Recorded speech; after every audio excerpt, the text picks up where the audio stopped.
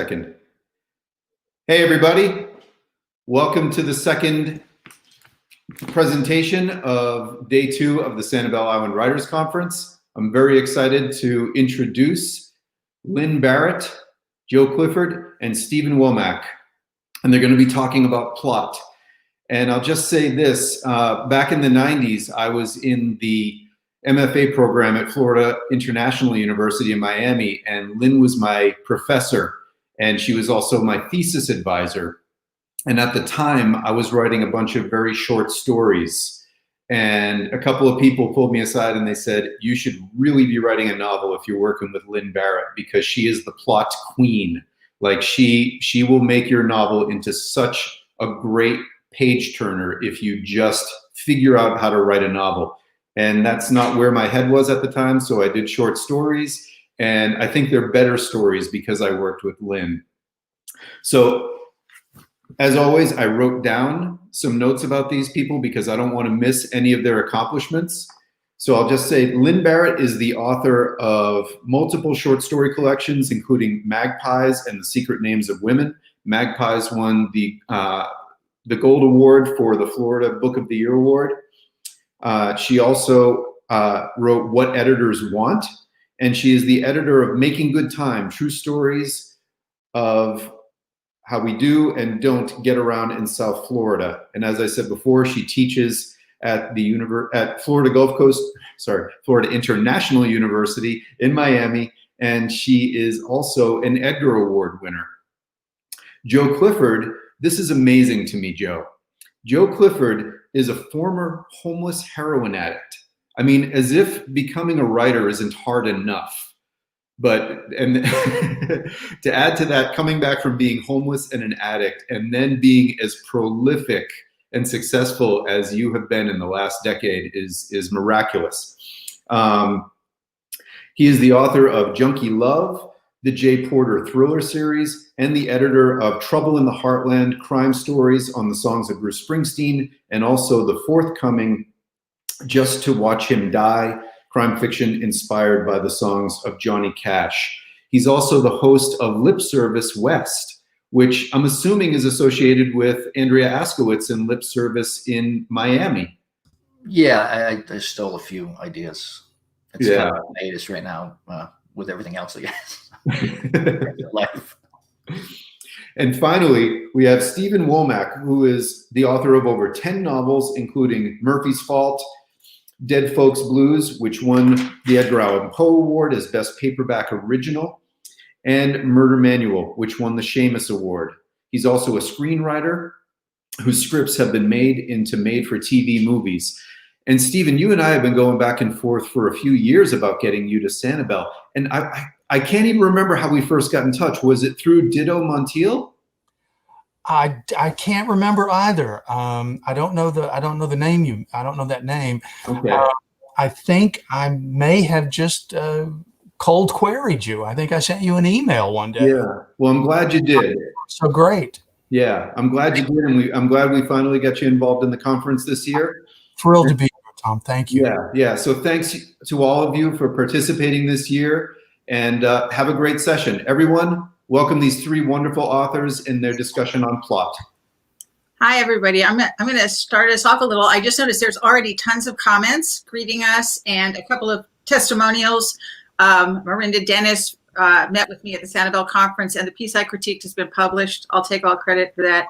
And there's some other comments on here about the conference as well. So just saying we're warmly welcomed. Virtual applause is coming in the chat. Thank you very much. Plot is a very broad word, big topic, and means a lot to different people. And so I think when we spoke together before, we were talking about different ways that we've approached it, and also in various ways learned to explain it to others. And so I'm happy to hand over to Steve or Joe to get us going on that, whichever one wants to hop in. Yes, have it. It's yours. Okay. Let me start by saying that when I deploy the word plot, I tend to use it as an active verb rather than a noun.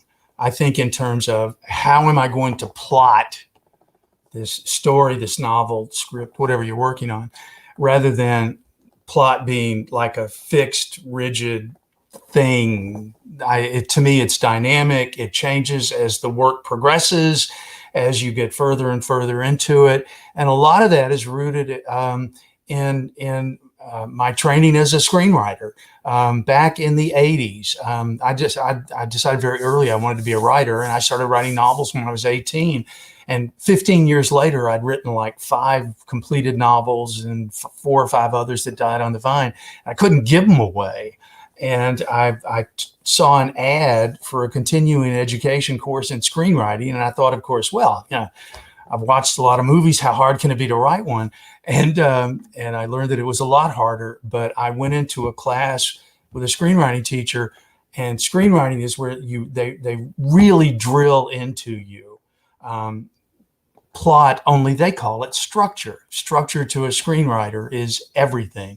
The events that you choose to put on page or on screen to portray the story, your character's story, and the order in which you put them is absolutely essential to making the story work. And this was a game changer for me. I suddenly started going back and applying this level of craft on top of the voice and the art and all the other stuff that I've been taught in creative writing classes. And suddenly it started to work. So the idea of spending a great deal of time concentrating on how you're going to structure your story, how you're going to construct the plot, to me is what makes a piece work or not work. It's great. You guys both come from a place where plot is embraced. When I was going to school, it was almost a dirty word. You wrote the stories. I think, Lynne, you tell the story like you're one of those people that writes a story. Stuff happens because you come with, the great American novel where people are sitting around doing a whole bunch of nothing. Where I was going to get my undergrad, like we were forbade from writing with any genre. And of course, there's plot and other things, but genre, especially the mystery genre, which I write in, highlights what's necessary to have progress and movement and causality. And so going to FIU and studying under Lynne, where I was taught to embrace this idea where things can happen in the story, and that's why people are reading the story. That's really what changed things for me. It got me to look at it from a different point of view and get it from my, because we're fascinated with our own internal mechanizations, but people don't really read to know what's going on inside my head. And what I find interesting, the quirks they read to have the page turned, to be gripped, and that's every genre, to find out what happens next. And once you get a hold of them, that's the way I look at plot, is you pull them along the story with you. So I was taught, went to an MFA program where we discussed voice, to some degree character, language, all of which was good for me. I had worked a bit on newspapers, so I was used to telling stories and, not in a certain kind of easier writing. So it was good to work on that. But it was also very limiting once I wanted to have more happen on the page. I was getting things published, but I wanted to do more, and I trained myself. So one of the things that I did was look at fairy tales, because fairy tales are like plot machines. They don't have other things. They tend to not really do that much with structure. They're giving you the plot. And then I also somehow simultaneously went and read Aristotle's Poetics, which was a mind blower, because I'd been taught in high school, I believe, primarily that Aristotle said certain things which he doesn't say. He says there's unity of action. He doesn't say time and place. But the other thing is that he is describing structures. There's only certain genres in his time. There's the epic and there's the drama. We don't have his comedy, so that's a different thing. So he's describing those structures and how things work in those structures that are plots. So he's talking about plot, but he's understanding that it's a totally different thing, for instance, to have a play where everybody's on stage and things are coming in and out, or to be following a character and then changing point of view, as happens in the Odyssey, which is more of a thriller structure. And not that he was using those terms. So I looked at that and then went back, and then I just set myself tasks to do something where things changed often, and to have more characters who were active, which I think is really the thing that I saw from the fairy tales. And there's a whole world of fairy tale theory that describes there being sort of 7 kinds of roles that characters play, and you don't have a story without several of them. So that was helpful too, because what I'd been taught was to be so immersed in the point of view characters' deep agony and so on, that you weren't getting the sense of what was constructing it. So then I turned around, because I was already teaching at this point. And one of the reasons I was learning it was because students were asking me questions and I wanted to be able to give answers, and started teaching a class. And the very first time I taught the graduate class in plot, I decided to use a number of books that conspicuously were about plotters plotting. That is, characters were clearly plotting, so that it would become clearer to the students and to me. They also tended to have a lot of paranoia in them for some reason, whatever I was picking. I've done lots of different things since then and taught a lot of people. And what and Joe can speak to this, because there's a resistance to it because of the way you read, and you're attached to a character, and that's what you understand. And screenplay gets you away from that as well, because there's movement, and again, it's more like the drama where you can see the scenes. But you actually have to think essentially about every character at some point or other in the course of writing anything that's going to hang together.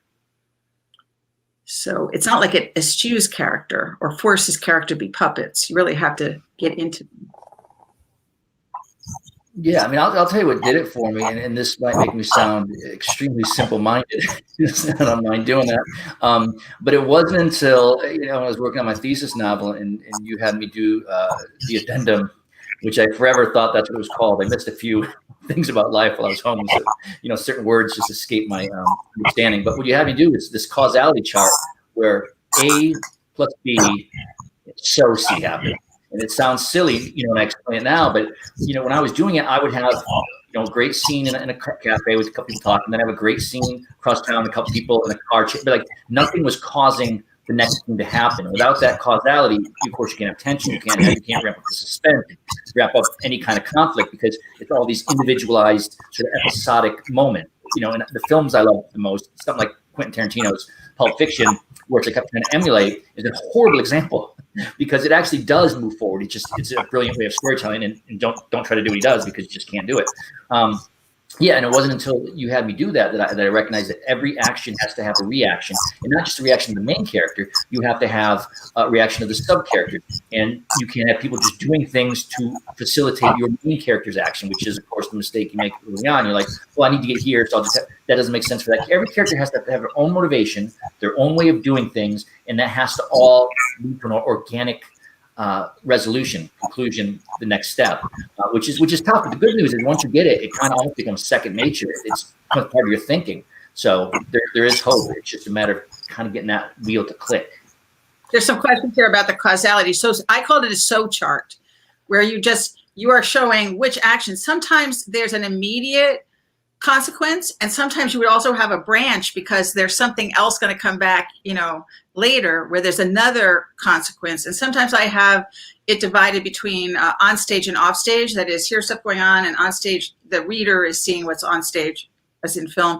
You can see consequence, but there's other things that are consequential happening off stage that will come in, so that there's both short consequences and long consequences. I will say, I'll go back to Aristotle. Aristotle says a plot is not ipso facto a unity if it revolves around one person. That by itself, would be what I was teaching over and over again, because that is we live that way. Somehow it's all, it's coming at me. But having a way to just lay out action, I also will sometimes, it's a so chart, not a show chart. So, but showing is one side of it. But off stage, you can, again, you can think you knew what a certain event caused, but then later it comes back in and you see how 3D the world is. And any way that you choose to represent it for yourself is fine. It isn't like there's a perfect chart, but or that it matters, but just making people have to use I can't mute my phone and speak. I don't know what else to say. If you can't think of it, you need some way to get at it where you're away from the text a little bit. Do you guys know James Hall? I teach with James Hall until he retired. Sure. You teach. I was at a writers' conference with him years ago, and I finished my panel, And this is riffing on what you said, Joe. I went into James' panel to hear him, and I literally stole this exercise for my own students. But he said, this is how you plot a novel, the active voice verb, plot a novel. Because of A, B must happen. Because of the cumulative effect of A and B together, C must happen. Because of the cumulative effect of A, B, and C together, D must happen, has to happen. So if you carry that through the majority of the alphabet, you've got one hell of a plot. And it's all linked together. That narrative causality from the beginning of the piece of the story all the way to the end, it will really carry you through. So when you talked about, Joe, the A and B, that's immediately where I went to, and that was 20 years ago, and I've been using that with students ever since. This is a quick non sequitur, but every time I hear James W. Hall's name, I remember a line in Tropical Freeze, where he says, good posture, it's something you have to work at. And so when I hear his name, I instantly am aware of how badly I sit. I have to sit up straight. So, thank you, Jim, for that. Yeah, no, fantastic teacher, wonderful guy, and also making me sit up straighter. Yeah. So let me go back a minute to talk about structure, because I define structure as the presentation, like how you present it. And there are different structures. So there was a mention last night during the keynote of Christina Baker Klein not particularly liking what essentially would be the big mystery thriller kind of structure, where something comes out very late and everything is changed by it. And that's because she was writing from the point of view of a protagonist who was basically in an adventure. It's all consequential, like one mistake leads on to another thing. But because if you're with that person, that what's happening is there, you're not going to have mystery. You still can have surprise. But there are structures that have very distinct, that become genres, that become publishing genres with different kinds of covers. And so people will prefer a structure. And that's, you can feel like, I love a mystery and I really like a multiple suspect, blah, blah, blah mystery versus no, that's not what I like. So sometimes people will refer to those as plots, but very often you could have the same plot and present it any number of different ways. I got a question. This guy, he wants to know what the t-shirt says. It says, it doesn't kill you, makes you weird at parties, honey. So honey Rand, just in case you. I love it. I love it. Years ago, I took, again, when I was in my early days as a screenwriter, when I was soaking up everything I could, I took Bob McKee's story structure weekend conference, which is boot camp. I mean, I walked away from a 3-day conference with nearly 100 handwritten pages of notes. But one of the things that McKee emphasizes is that when you talk about formalized structure, whether it's the 5 components of narrative structure that McKee talks about, or the 12 steps of the hero's journey that Campbell and Vogler talk about, what you're really talking about is an underlying form. The risk you can run into, especially, Lynn, working in genres that have some fairly fixed conventions, is that you can get locked into formula.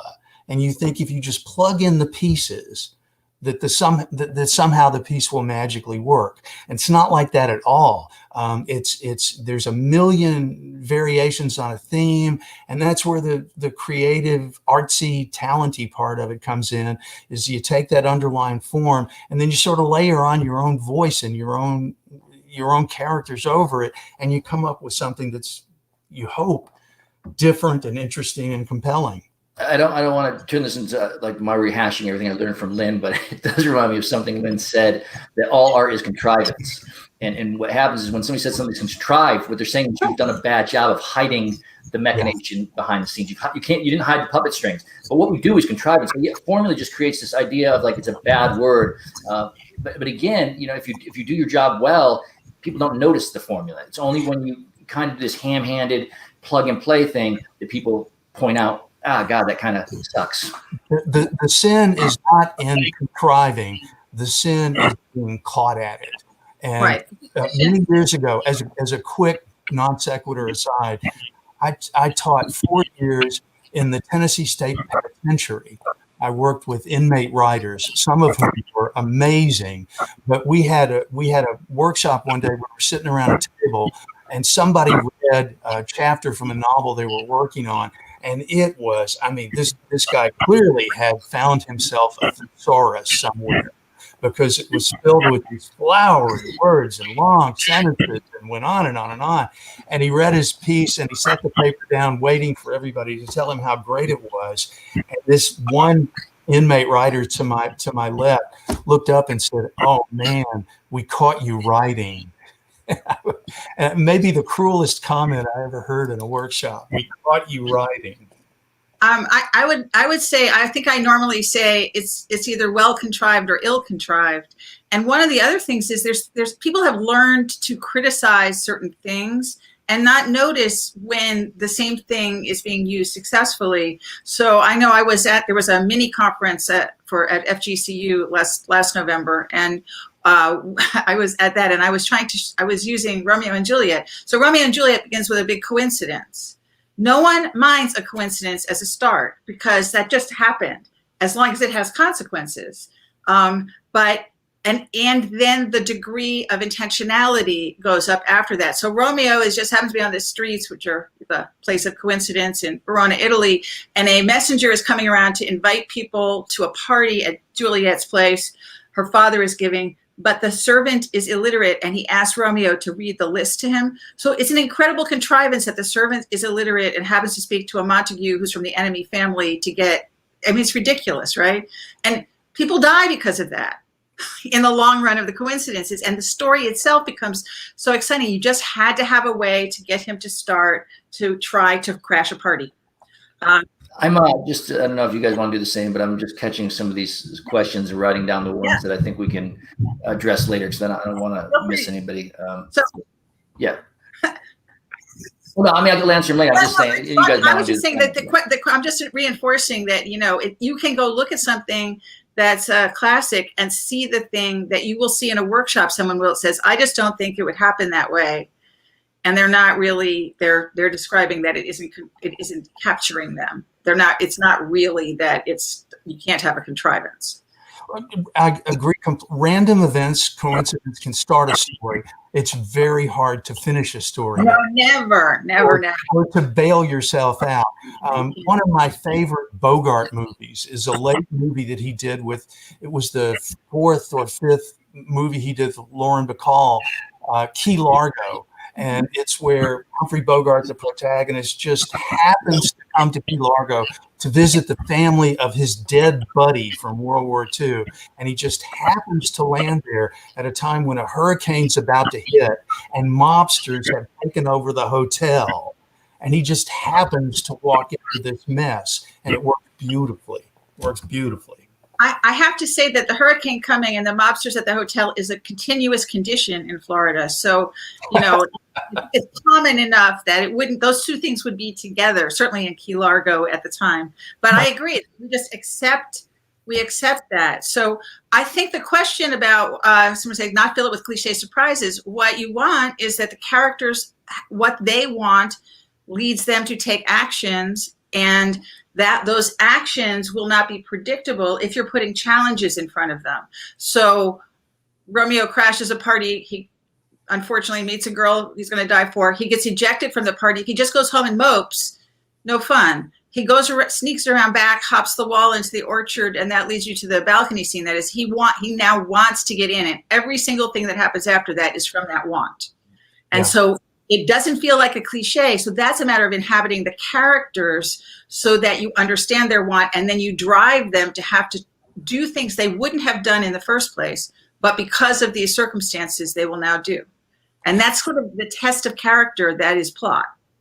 And the structure, the plot provides the conflict, creates the conflict that forces your character to dig deeper into themselves and to find stuff they didn't know was there. And it's that driving desire and underlying need is what propels the story forward and keeps your audience interested. So one of the things I know Joe and I talked about a lot is that there's a tendency to want to protect a character. This is in early days, not anymore. Like this character is, I don't want it to be so tough on this character. And that's a problem if you're too closely identifying with the character, perhaps. Like if you can get some attachment to the character, but also say, no, I'm going to put you through some ordeals. Then you have more story, and that's a kind of, yeah. There's another part of the magic, formula. When I teach this, it's a lot easier when I teach this without Lynne, because I just basically parrot everything she says and make myself sound a lot smarter. But the simple formula is I, he, she wanted this, I, he, she did that to get it, and here's how it all went wrong. Because if everything goes right, you don't have a story. And that's really just kind of mimicking real life, because you think of all the things you want, how hard you try to get them, and how rarely you do achieve those goals. And that's just another trick that I've employed to keep things moving and make sure that my characters aren't being overly coddled. I think it's essential. I was going to say, Joe's been editing these anthologies, and so the Just to Watch Them Die one has come out since whatever the bio was. So you were looking at a whole lot of different people's short stories, and plot in the short story is also important. I just want to say it's really important. There's like lots and lots of great enduring short stories, and in general they have a strong and memorable plot done in a more miniature form. But I was wondering, when you were doing that editing, how much you had to tell people, like, no, more has to happen, or maybe less has to happen. When you're editing anthologies, it's tough, because you have different tiers of writers. You don't want to admit that, but the truth is you do. I mean, if Dennis Lehane's giving you a story, you're not doing a whole lot of editing. You're pretty much, there's a spelling error on this page, and you go through it. And so it's usually, you're trying to get a wide spectrum of established authors. At least I try to get everybody involved.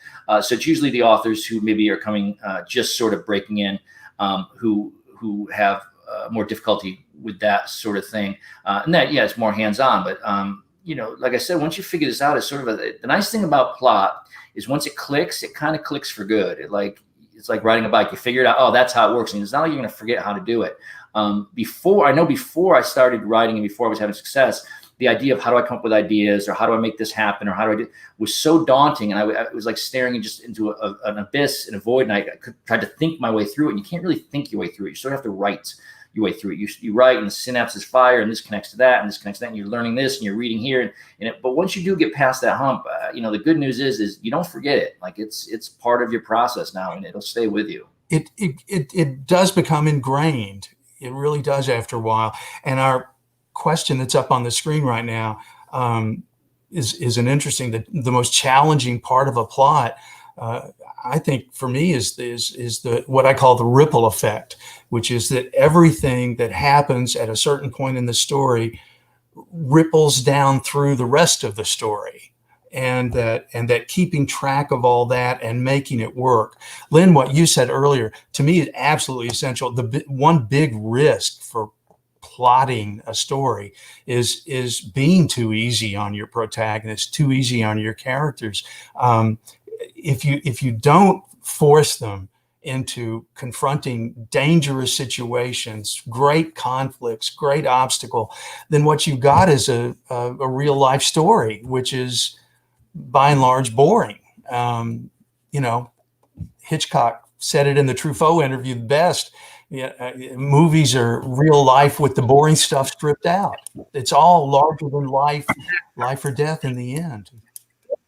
There's a question here by Arian who's saying, what about subplots? So let me say that the subplot has to be affected by and affect the main plot. It's not like having a separate track.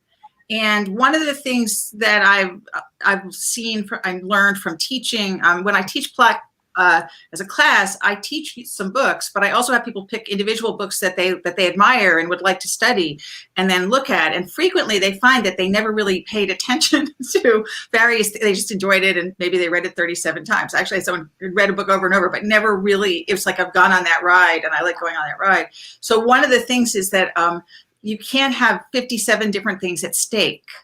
You have to have, you're in a world in which certain things are at stake. So the subplot should have the same kind of thing at stake. And we're talking a lot here about crimes and thrillers, but you could have a social comedy in which the issue is, sex and love, and you can't just suddenly throw a bomb plot into that.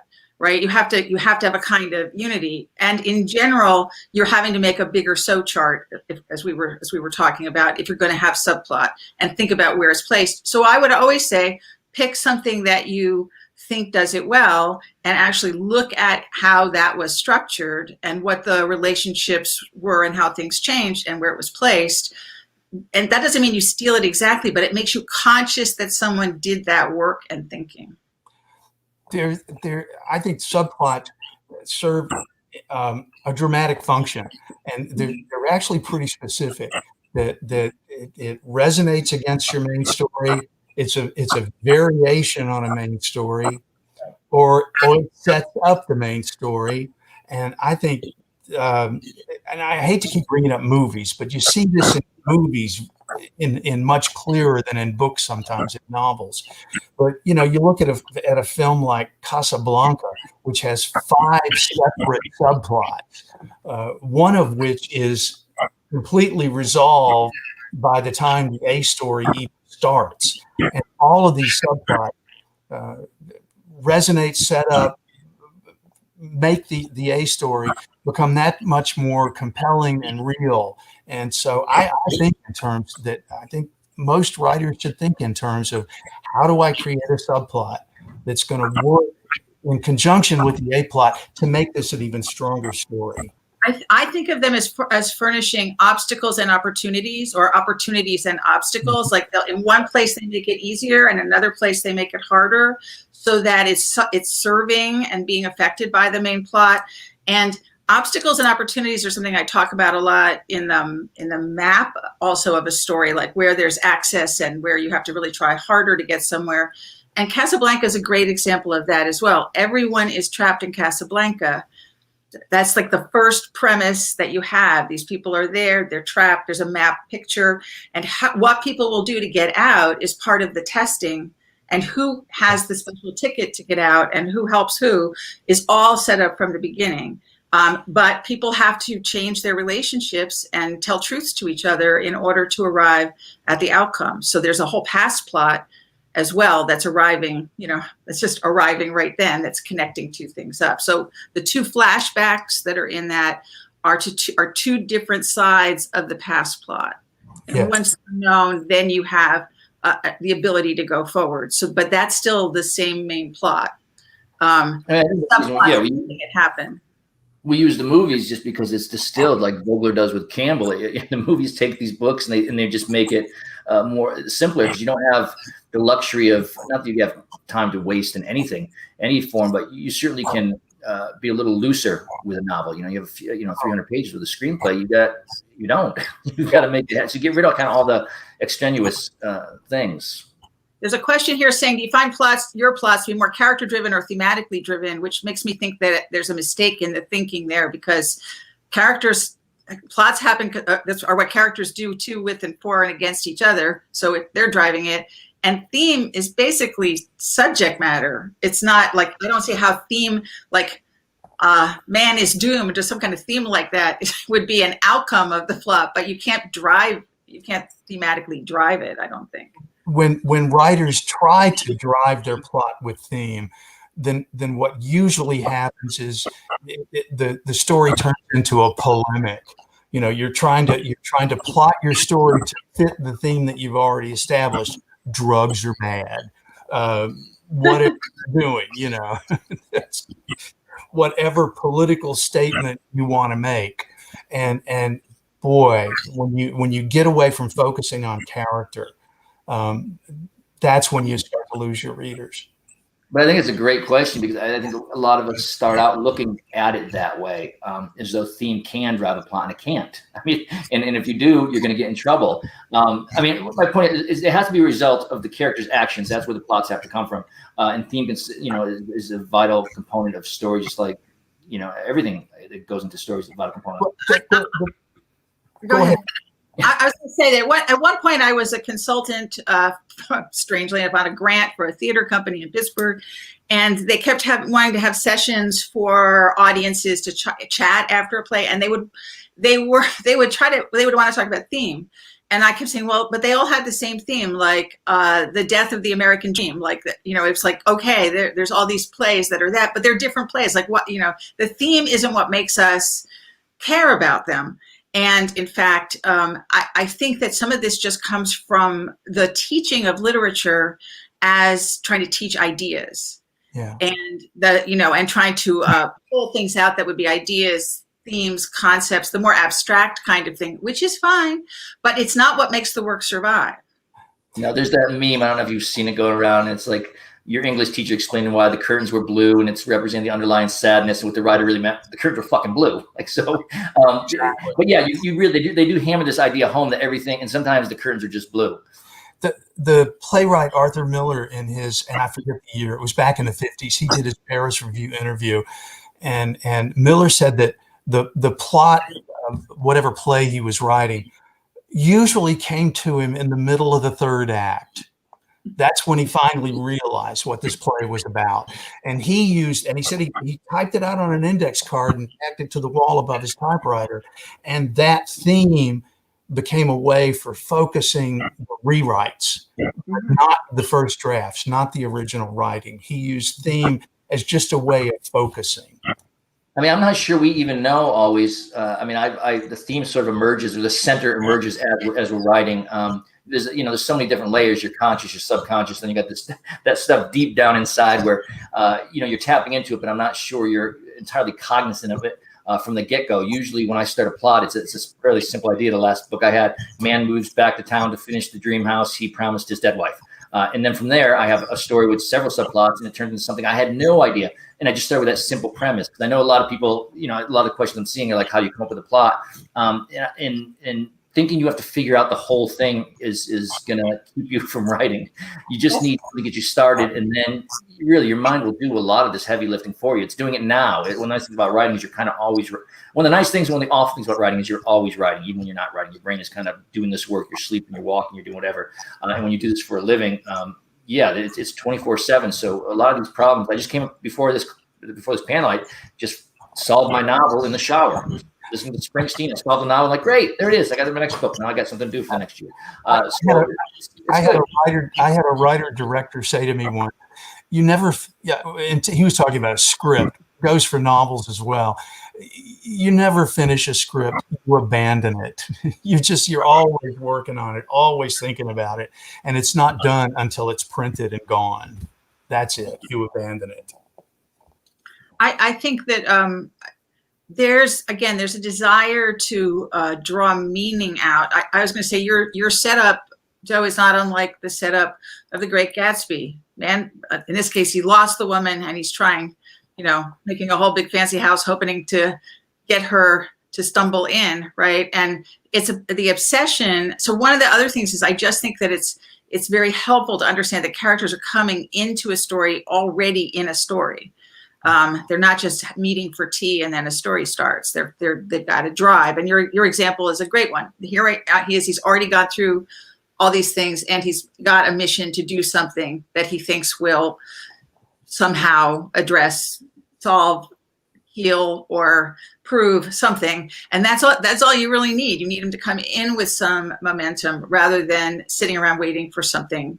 And I do think that sometimes the way things are taught about, for instance, catalyst kind of fails to get that because they're seeing the catalyst is coming in, quite late in the game rather than already being in action. And I'm going to try to remember this. I'm not going to get the quote right, but it's the E.L. Doctorow quote. I think Anne Lamott quotes in Bird by Bird about driving a car. Writing a novel is like driving a car at night. You don't just need to see as far as your headlights. You make an entire trip cross country. I'm paraphrasing, but this idea that you have to figure everything out from the get go.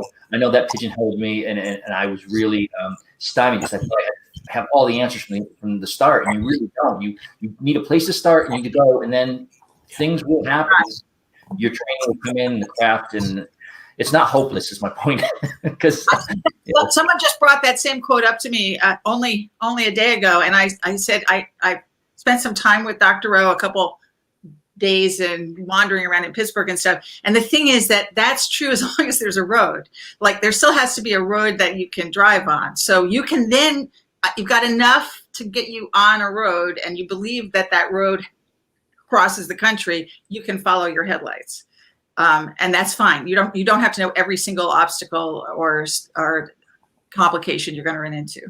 There's a lot of comments coming through here, so Yeah. I can't keep up.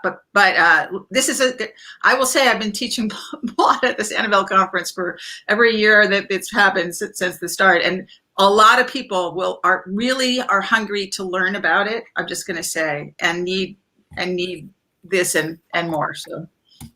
Well, as you, Joe, you mentioned, and Lynn, both of you, in your education as writers, that so many creative writing classes talk about voice and art and the artsy stuff of writing, and so few teachers I found really get down in the nuts and bolts. And going back to that first screenwriting class I took, the teacher sat down and said, "This is how you do it. This is how you build this house. You start with a 2x4 and a hammer and a nail, and you just start putting it together and you build it." And that was, I can't tell you how much I finally, and again, I don't go into, I was so desperate to get published in the 80s, I wrote a romance novel. And I'd never written one before, but it was an experiment. And it got me my first agent, but couldn't sell it. So I took I was afraid he was going to drop me as a client. So I had taken a couple of screenwriting classes. I pulled out a novel I'd written 10 years earlier that had been turned down 22 times. And I spent 6 weeks rewriting it and retyping it into a computer using what I'd learned in screenwriting craft classes. And 6 weeks later, he sold that and became my first published novel. And it was all because of what I'd learned about structure and plot and craft.